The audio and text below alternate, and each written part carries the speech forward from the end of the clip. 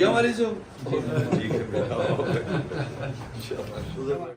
جان میری جان آئے گا عمران خان، اللہ سے یہ دعا ہے، اللہ سے یہ دعا ہے نیا بنے پاکستان، جان میری جان آئے گا عمران خان انشاءاللہ۔ حقیقی آزادی وہ کیا ہے؟ حقیقی آزادی یہ ہے کہ جو ایک آپ کا ملک کا نظام ہے وہ آپ کو انصاف دے کے آزاد کرتا ہے۔ یاد رکھنا، انصاف آزادی دیتا ہے۔ کیوں انصاف دیتا ہے؟ کیونکہ انصاف جب ایک معاشرے میں ہوتا ہے تو وہ طاقتور اور کمزور کو قانون کے سامنے ایک برابر کر دیتا ہے۔ جب ایک برابر ہوتا ہے تو لوگ آزاد ہو جاتے ہیں، اور یہی ایک فرق ہوتا ہے سب سے بڑا ایک معاشرہ جو آزاد ہے اور جو غلام ہے۔ جو غلام ہے ادھر حقوق نہیں ہوتے، تو جو طاقتور ہے وہ قانون سے اوپر ہوتا ہے، NRO لے لیتا ہے، بیچارہ غریب آدمی جیل میں ہوتا ہے۔ وہ کبھی بھی نظام نہیں چلتا، کیونکہ حضرت علی کا قول ہے کفر کا نظام چل جائے گا لیکن ظلم کا نہیں چل سکتا، نا انصاف۔ دوسری چیز یاد رکھنا کہ نبی صلی اللہ علیہ وسلم نے سب سے پہلی چیز مدینہ میں انصاف قائم کیا تھا۔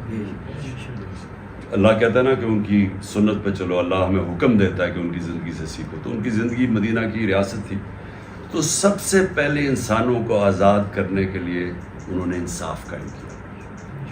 خوشحالی بعد میں آئی، پہلے انصاف آیا۔ اور جو دوسرا آزادی ہے، ایک آزادی ہوتی ہے کہ آپ کو معاشرہ آزاد کر دیتا ہے، جس کے لیے ہم سب لڑ رہے ہیں۔ ہماری یہی کوشش ہے نا کہ ہمیں اس ملک میں انصاف ہی نہیں ہے کہ ایک طاقتور کے لیے ایک قانون، دوسرے کے لیے دوسرا، ڈنڈے مار رہے ہیں آپ کو، آپ اپنا کوئی آپ قانون نہیں توڑ رہے لیکن آپ کے اوپر حملے کر رہے ہیں، اور دوسرے قانون سارے توڑ رہے ہیں اور وہ ان کو پولیس حفاظت کر رہی ہے۔ لیکن دوسرا جو اندرونی آزادی ہے، جو آپ کو آزادی ملتی ہے نا اندر سے، وہ پھر آتی ہے جو کہ قرآن شریف کے اندر ہے۔ جب آپ اس کے اوپر عمل کرتے ہیں، جب آپ نماز میں کہتے ہیں اللہ مجھے سیدھے راستے پہ لگا، تو جو سیدھا راستہ ہے وہ نبی صلی اللہ علیہ وسلم کا راستہ ہے، کیونکہ وہ چلتے پھرتے قرآن تھے۔ تو اس کے اندر دو چیزیں، سب سے پہلے لا الہ الا اللہ، کہ کوئی نہیں ہے خدا سوائے اللہ کے۔ اس کا مطلب میں کسی کے سامنے نہیں جھکتا سوائے اللہ کے، یہ میری آزادی کا دعویٰ ہے۔ دوسری چیز کہ واضح ہے کہ جو انسان کو غلام بناتی ہے نا، وہ تین چیزیں بناتی ایک ہی چیز ہے، لیکن اس کے تین پہلو ہوتے ہیں۔ وہ ہے خوف انسان کو غلام بنا دیتا ہے۔ میں اپنے حقوق کے لیے نہیں کھڑا ہوتا کیونکہ مجھے ڈر ہے کہ مجھے میری روزی چلی جائے گی، مجھے جان سے مار دے گا، مجھے ذلیل کر دے گا۔ یہ تین سب سے بڑے خوف ہیں۔ اللہ نے قرآن میں واضح کر دیا کہ تینوں میرے ہاتھ میں ہیں۔ نہ تمہاری زندگی موت تمہارے ہاتھ میں ہے، نہ تمہاری عزت ذلت۔ کوئی پیسے والا آدمی ہے تو اس کو عزت نہیں ملتی، کیونکہ عزت اللہ کے ہاتھ میں، اور کوئی جتنی مرضی کوشش کرے آپ کو ذلیل نہیں کر سکتا، کیونکہ اللہ نے اپنے ہاتھ میں رکھا ہوا۔ اور جو پھر یہ جو پولیس والے، ان کو پتہ تھا کہ ظلم کر رہے ہیں، عورتیں ہیں دیکھ رہے ہیں ان کو گولیاں مار رہے ہیں یا ان کو جو چھرے مار رہے ہیں، لیکن اپنی رزق کی خاطر کہ جی میری نوکری نہ چلی جائے، اس کے اوپر بھی اللہ نے واضح کیا ہوا ہے کہ تمہاری زندگی میں کمائی ہوگی، رزق اللہ کے ہاتھ میں۔ تو وہ اللہ نے اسے بھی آزاد کر دیا کہ آپ غلام نہیں رہ سکتے ظلم کرتے ہوئے، کیونکہ جی میری نوکری نہیں چلی جائے گی، کیونکہ رزق تو اللہ کے ہاتھ میں۔ تو اصل میں انسان آزاد ہو جاتا ہے اندرونی طور پہ بھی، اور باہر اگر آپ انصاف قائم کر دیں، جس کی ہم جنگ لڑیں، تو آپ دونوں طرح۔ تو جب ایک معاشرہ آزاد اور انسان آزاد ہو جاتے ہیں، وہ پھر وہ بنتے ہیں جو مدینہ کی ریاست میں نبی صلی اللہ علیہ وسلم نے ان عربوں کو آزاد کیا تھا جن کی دنیا میں کوئی حیثیت نہیں تھی۔ اگلے یعنی 622 انہوں نے ہجرت کی، 625 تھی جنگ بدر، 313 لوگ تھے۔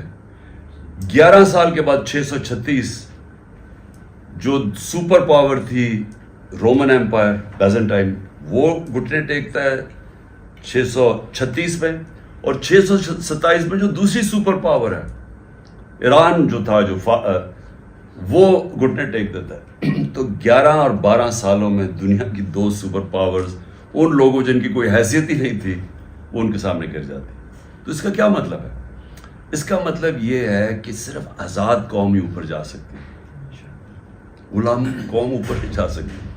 تو انہوں نے جب لوگوں کو آزاد کر دیا، معاشرے کو بھی، اور اس کے بعد ذہن اندرونی طور پہ لوگوں کو آزاد کر دیا، وہ بڑے انسان بن گئے. تو جس کو بعد میں علامہ اقبال کہتے ہیں اقبال کا شاہین. شاہین تو وہ جب اوپر جاتا ہے جب اس کی زنجیریں توڑ دیتا ہے.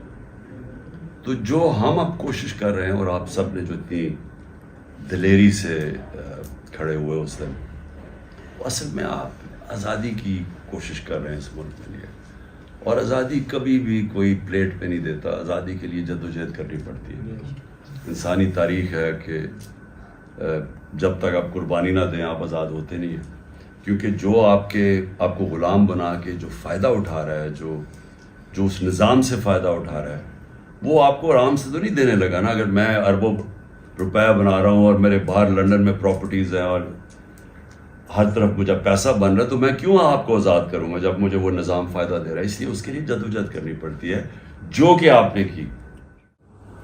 انتشار کا مطلب یہ ہے کہ وہ یہ سمجھتے ہیں کہ اگر انتشار ہوگا تو الیکشن نہیں ہوگی.